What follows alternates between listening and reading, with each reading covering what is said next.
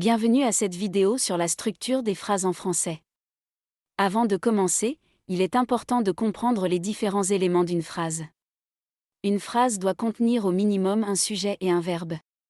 Le sujet est la personne ou la chose qui effectue l'action. Le verbe indique l'action effectuée. Par exemple, le chat dort est une phrase simple qui contient un sujet, le chat, et un verbe dort. L'accord du sujet et du verbe est un aspect important de la grammaire française. Le verbe doit toujours être accordé en genre et en nombre avec le sujet de la phrase.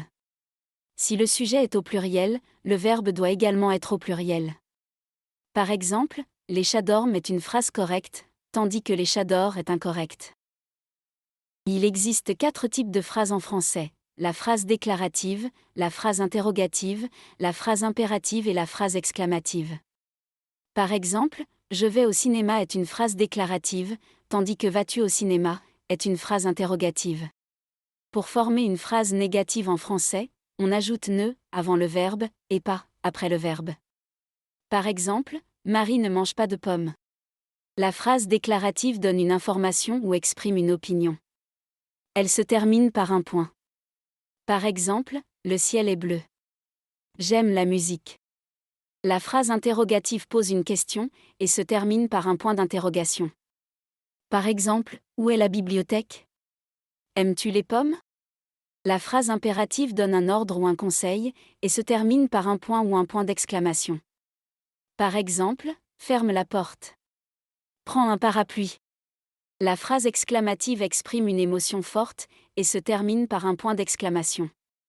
Par exemple, quelle belle journée! C'est incroyable! En français, la structure de la phrase est généralement sujet, verbe, complément. Le complément peut être direct, qui répond à la question « quoi » ou indirect, qui répond à la question « à qui » ou « à quoi ».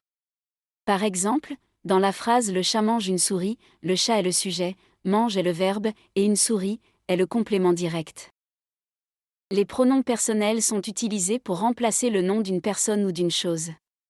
En français, il existe plusieurs pronoms personnels, tels que je, pour moi, tu, pour toi, il, pour lui, elle, pour elle, nous, pour nous, vous, pour vous, il, pour eux, et elle, pour elle. Par exemple, je mange une pomme peut être remplacé par je la mange. Les adjectifs sont utilisés pour décrire ou qualifier une personne ou une chose. En français, les adjectifs s'accordent en genre et en nombre avec le nom qu'ils qualifient. Par exemple, dans la phrase « le chat noir dort », noir est un adjectif qui qualifie le chat. Si le chat était une chatte, on dirait la chatte noire dort. Les adverbes sont utilisés pour modifier ou préciser le sens d'un verbe, d'un adjectif ou d'un autre adverbe. En français, la plupart des adverbes se terminent en ment. Par exemple, rapidement est un adverbe qui modifie le verbe mange dans la phrase il mange rapidement. Les prépositions sont utilisées pour indiquer la relation spatiale ou temporelle entre deux éléments dans une phrase. En français, il existe de nombreuses prépositions telles que à, sur, sous, dans, devant, derrière, pendant, depuis, et jusqu'à. Par exemple, dans la phrase le chat est assis sur le tapis, le mot sur est une préposition qui indique la relation spatiale entre le chat et le tapis. Les conjonctions sont utilisées pour relier deux phrases ou deux éléments dans une phrase. En français, il existe plusieurs conjonctions telles que et, mais, ou, car, donc, et pour. Par exemple, dans la phrase le chat est noir et blanc, le mot est une conjonction qui relie deux adjectifs qualifiant le chat. Félicitations! Vous avez maintenant une bonne compréhension de la structure de la phrase en français. N'oubliez pas que la structure de la phrase peut varier en fonction de l'objectif de la phrase et du contexte dans lequel elle est utilisée. Cette vidéo vous est présentée par Talkpal. Talkpal est un tuteur de langue basé sur l'intelligence artificielle et la technologie GPT.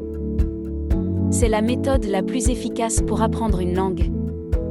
Vous pouvez discuter d'un nombre illimité de sujets intéressants, soit en écrivant, soit en parlant. Il corrige votre grammaire et vous propose des ajustements pour améliorer vos messages. Il vous aide à pratiquer l'écoute, la lecture, l'écrit et l'oral, tout en participant à des conversations intéressantes et captivantes. Vous pouvez commencer à l'utiliser dès aujourd'hui sur talkpal.ai.